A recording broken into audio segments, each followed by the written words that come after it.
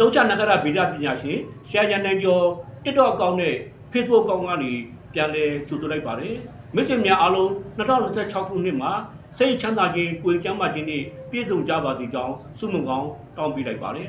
ဒီကနေ့ဗီဒီယိုဖိုင်မှာကတော့2026ခုနှစ်မှာဓနုရာသီဘွားတွေအတွက်ကံကြမ္မာအကောင်းအညံ့တွေကိုအရှိတိုင်းနှခဏနီးစနစ်နဲ့တင်ပြဟောပြောပေးသွားမှာဖြစ်ပါတယ်ဒီဇင်ဘာလ16ရက်နေ့ကနေဇန်နဝါရီလ14ရက်နေ့အတွင်းမွေးဖွားကြသူတွေဟာဓနုရာသီဘွားများဖြစ်ကြပါတယ်ဓနုရာသီဘွားတွေအနေနဲ့2026ခုနှစ်အတွင်းမှာအကြီးအကဲတွေထံကဒါမှမဟုတ်ရင်မိတ်ဆွေဟောင်းတွေထံကဒါမှမဟုတ်လည်းဖခင်ဖြစ်တဲ့သူတွေရဲ့ထံကနေတော့မှအကူအညီအထောက်ပံ့တွေရတာမျိုးကြုံတွေ့လာပါလိမ့်မယ်အလုပ်ကိုင်အသစ်တွေလုပ်ရတာမျိုးအိုးရင်အသစ်ပိုင်ဆိုင်တာမျိုးတွေကြုံတွေ့နိုင်ပါတယ်အရှုံးရှိနေတဲ့မြေကွက်တွေကနေပြီးမှငွေတွေအလုံးကြီးရတာမျိုးတွေအကျိုးအမြတ်နိုင်ရတာမျိုးတွေကြုံတွေ့နိုင်ပါတယ်မိတ်ဆွေများအားလုံးကိုအထူးမှာကြားကျင်တာကတော့မိမိမှာရှိတဲ့ငွေကြေးတွေကိုတခြားသူတွေကိုမချေးပါနဲ့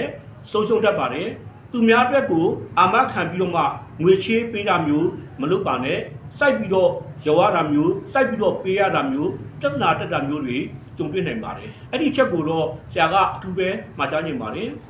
ငယ်ရွယ်တဲ့သူတွေအနေနဲ့ကတော့အချစ်ရေးအိမ်တော်ရေးမှာတယောက်နဲ့တယောက်နားလည်မှုတိဆောက်ပြီးတော့မှတာယာတဲ့အိမ်တော်ရေးတစ်ခုကိုတိဆောက်တင်ပါတယ်ကျမ်းမာရေးနဲ့ပတ်သက်လို့အထူးမှာကြားလိုတာကတော့ကိုယ်တိုင်နဲ့ကျမ်းမာရေးညံ့တတ်တယ်လို့ကိုယ့်ရဲ့မိတ်ဆွေအပေါင်းအသင်းတွေထဲမှာလည်းကျမ်းမာရေးညံ့သွားတဲ့သူတွေကြုံတွေ့နိုင်ပါတယ်အသေးယောဂသွေးတိုးယောဂတွေလည်းဖြစ်တာမျိုးတွေကြုံတွေ့နိုင်ပါတယ်ဒါကြောင့်မလို့2026ခုနှစ်မှာဓနုရာသီဘွားတွေအနေနဲ့ကျမ်းမာရေးကိုအထူးကူးဆိုင်ဖို့အတွက်လိုအပ်ပါတယ်မိတ်ဆွေတို့အနေနဲ့2026ခုနှစ်မှာ